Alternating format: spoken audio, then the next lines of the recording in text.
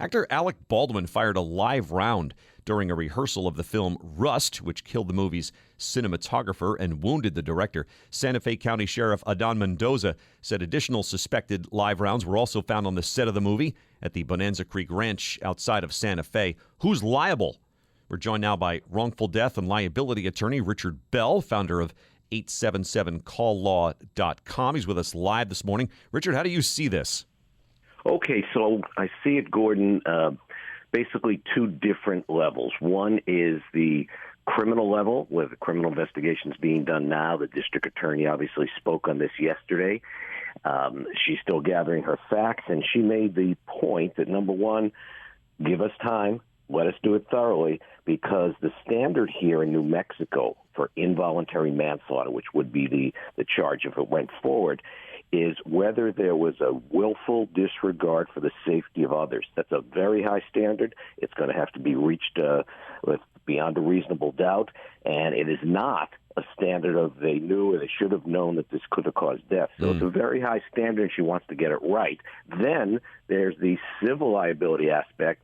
The family obviously will be hiring a wrongful death personal injury attorney regarding the negligence on the set, whether the standard of care was not followed here, was unreasonable, and then it would be monetary damages for this very sad death.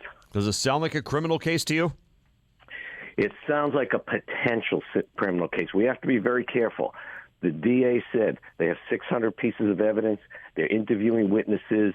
They've got to get it right because not only, obviously, it's important to the family, it's important to the public, and it's very high profile. So they're under very much scrutiny right now.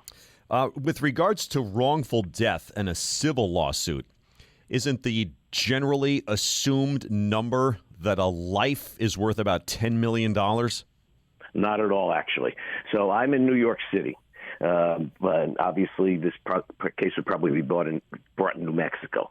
So the damages in New Mexico, if you could prove negligence, you could prove it was causation from the negligence, the numbers will be based on a variety of things. Loss of future earnings, loss of guidance for her surviving child, her pain and suffering from the time she was shot up until the time she passed away. And in New Mexico, I believe, unlike here in New York City, you can get damages for emotional anguish and loss of companionship.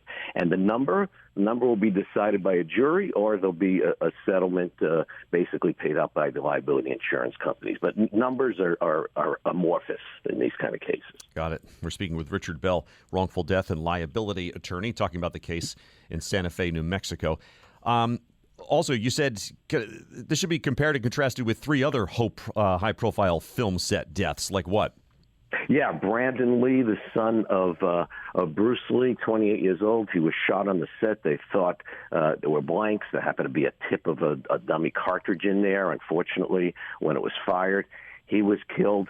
No criminal charges brought in that case in North Carolina, but of course there was a civil case that was settled. Another case in 2014, Midnight Rider.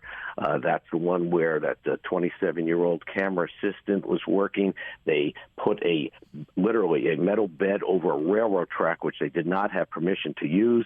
A train came, struck the bed, shrapnel hit the woman. She was pushed into the train and killed. That one did lead to criminal charges of both involuntary manslaughter and criminal trespass.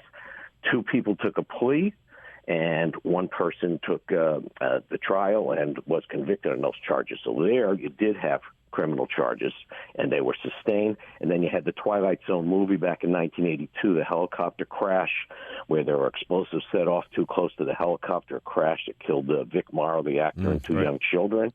Involuntary manslaughter, 9-month or 10-month trial, and the director and the production people were acquitted. So it's a very high standard in the criminal aspect. Hey, good insight. Thanks for sharing a few minutes. Nice talking to you. Richard Bell, pleasure. Founder of 877calllaw.com. He's a wrongful death and liability attorney.